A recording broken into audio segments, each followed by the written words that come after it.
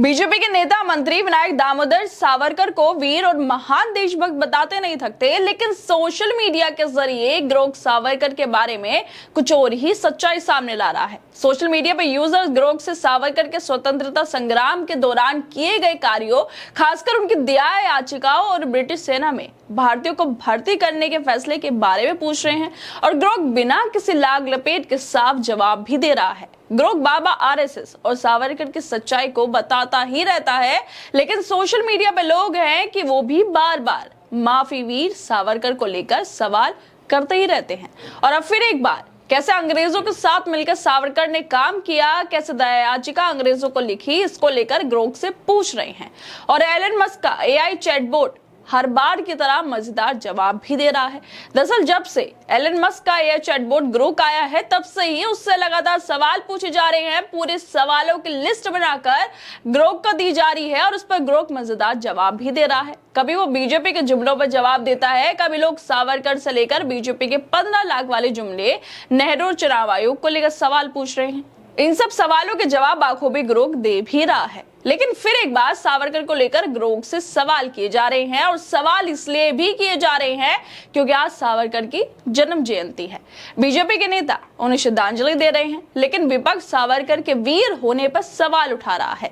राहुल गांधी उसको लेकर सवाल उठाते ही रहते हैं, लेकिन विपक्ष के सवालों के साथ ही सोशल मीडिया पर लोग भी ग्रोक से सावरकर को लेकर अब पूछने लगे हैं। और एक बार फिर सावरकर की जयंती पर बीजेपी के वीर पर सवाल उठ रहे हैं। सोशल मीडिया पे यूजर ग्रोक से पूछ रहे हैं कि हे Grok, who wrote mercy petitions to British during Indian freedom struggle? Just one name. मतलब किसने भारतीय स्वतंत्रता संग्राम के दौरान अंग्रेजों को दया याचिका लिखी थी, सिर्फ एक नाम लिखो। तो इस सवाल पर ग्रोक बिना देरी करे फौरन सीधे तौर पर विनायक दामोदर दास सावरकर का नाम लिख देता है। इस सावरकर को बीजेपी के नेता वीर बताते हैं, इनकी तारीफें करते नहीं थकते, लेकिन ग्रोक सीधे शब्दों में इस वीर का नाम लिख रहा है। इन्होंने ही दया याचिका अंग्रेजों को लिखी थी। आज भाजपा नेताओं के भाषणों से लेकर पार्टी के पोस्टरों तक में सावरकर को महत्वपूर्ण स्थान मिलता है। द वायर वेबसाइट के मुताबिक सावरकर को लेकर सुप्रीम कोर्ट के जो पूर्व न्यायाधीश थे जस्टिस मार्केंडे कार्जू, अपने उन्होंने एक लेख में भी सावरकर को लेकर लिखा था। उन्होंने लिखा था कि कई लोग मानते हैं कि सावरकर एक महान स्वतंत्रता सेनानी थे, लेकिन सच क्या है? सच ये है कि ब्रिटिश राज के दौरान कई राष्ट्रवादी गिरफ्तार किए गए। जेल में ब्रिटिश अधिकारियों ने प्रलोभन देते थे, या वो उनके साथ मिल जाए या पूरी जिंदगी जेल में बिताए। तब कई लोग ब्रिटिश शासन का सहयोग बनने के लिए तैयार हो गए थे। इनमें सावरकर भी शामिल हैं।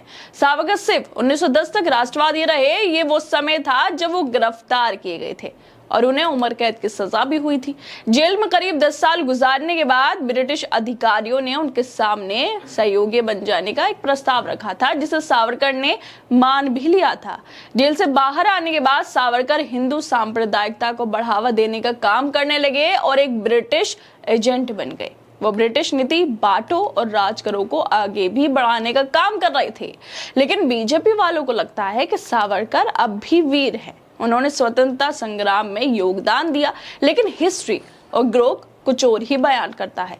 एक और यूजर आदित्य ओझा ने भी ग्रोक से सावरकर को लेकर सवाल पूछा है। वो लिखते हैं कि हे ग्रोक, क्या विनायक दामोदर सावरकर ने भारतीयों को ब्रिटिश भारतीय सेना में शामिल होने के लिए प्रोत्साहित किया था? बस अपना जवाब हाँ या ना में बताओ। इस सवाल के जवाब में सीधे सीधे ग्रोक यस लिख देता है, मतलब हाँ बोल देता है। सावरकर हो या आरएसएस, इन दोनों का ही स्वतंत्रता संग्राम में कोई खास योगदान नहीं रहा, लेकिन आज यही लोग देशभक्ति का सर्टिफिकेट बांटते हैं, यही लोग दूसरों को देशभक्ति दिखाते हैं, और इसका खुलासा भी ग्रोक ने ही कर दिया है।